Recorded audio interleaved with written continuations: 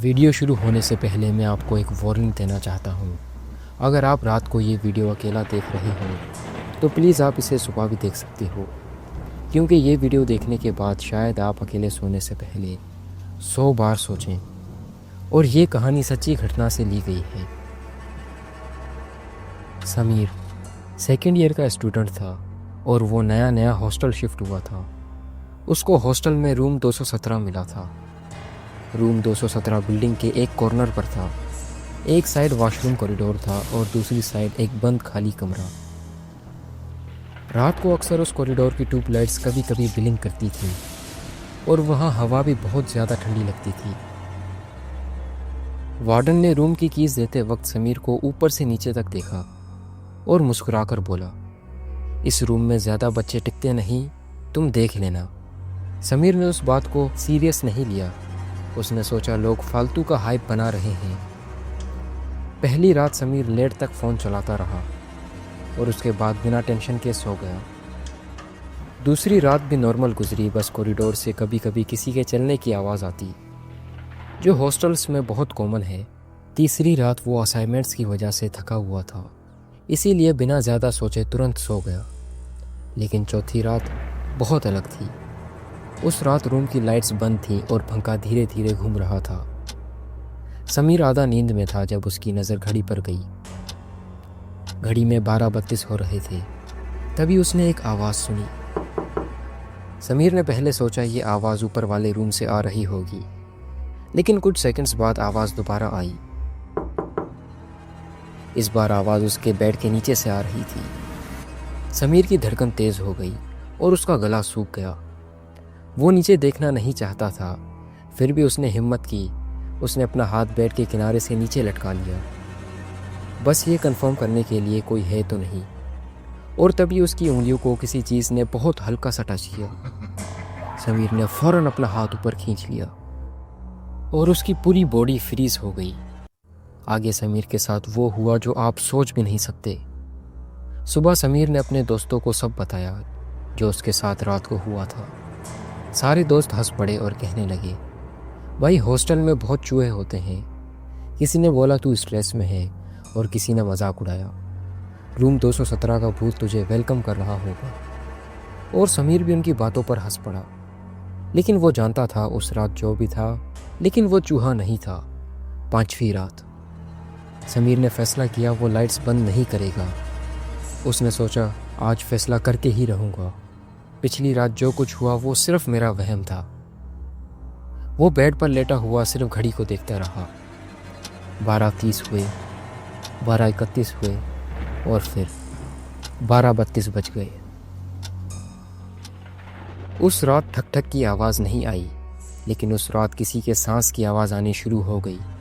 बिल्कुल हल्की भरी हुई सांस, बिल्कुल ऐसे जैसे कोई बेड के नीचे लेटा हो और बस सुन रहा हो।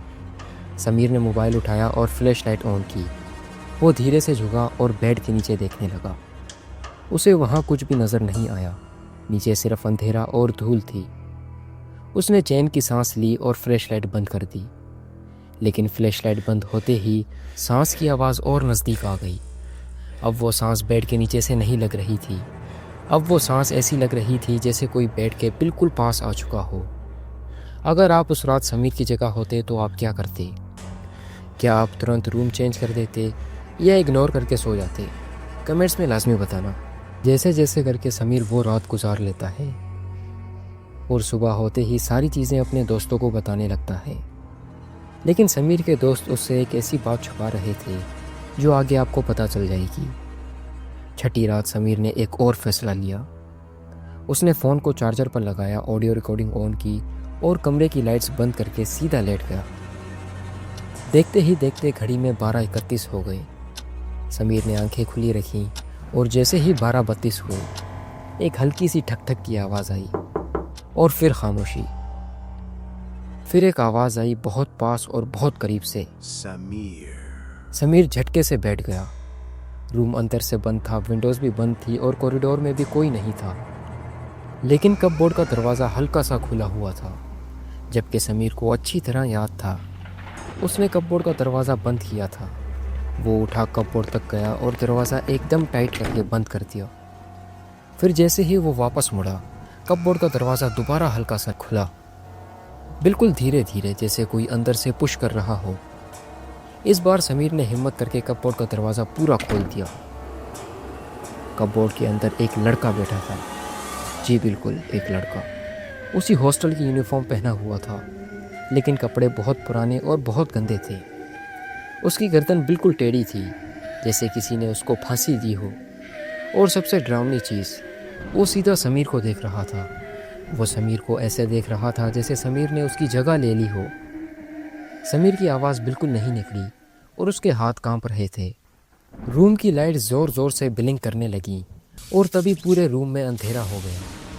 3 से 4 सेकंड्स बाद जब लाइट वापस आई, कपबोर्ड बिल्कुल खाली था।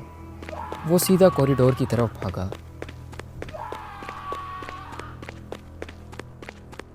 और वार्डन के रूम का गेट ज़ोर ज़ोर से पीटने लगा। वार्डन पहले गुस्सा हुआ, लेकिन समीर की हालत देखकर वो चुप हो गया।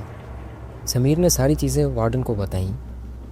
वो समीर को सीधा रिकॉर्ड रूम ले गया, जहाँ पूरे हॉस्टल के रिपोर्ट्स रखी होती हैं। और वहाँ एक बहुत डरावनी रिपोर्ट थी। आज से 3 साल पहले रूम 217 में एक स्टूडेंट ने अपनी जान फंके से लटक कर ले ली थी। और ये वही बात थी जो उसके दोस्त उससे छुपा रहे थे। रिपोर्ट से पता चलता है जब उसने अपनी जान ली, उस वक्त 12:32 हो रहे थे और उसकी डेड बॉडी 3 दिन तक उसी कमरे में पड़ी रही। अब समीर को समझ आ चुका था जो कुछ 12:32 पर हो रहा है वो नॉर्मल नहीं है। वार्डन ने समीर को टेम्पररी एक दूसरा रूम दिया।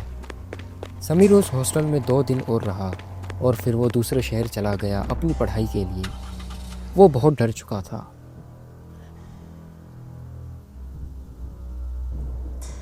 क्या कभी ऐसा वाक़या आपके साथ हुआ है? अपना एक्सपीरियंस कमेंट्स में लाजमी बताना। और अगर वीडियो पसंद आई हो तो लाइक सब्सक्राइब करना मत भूलना।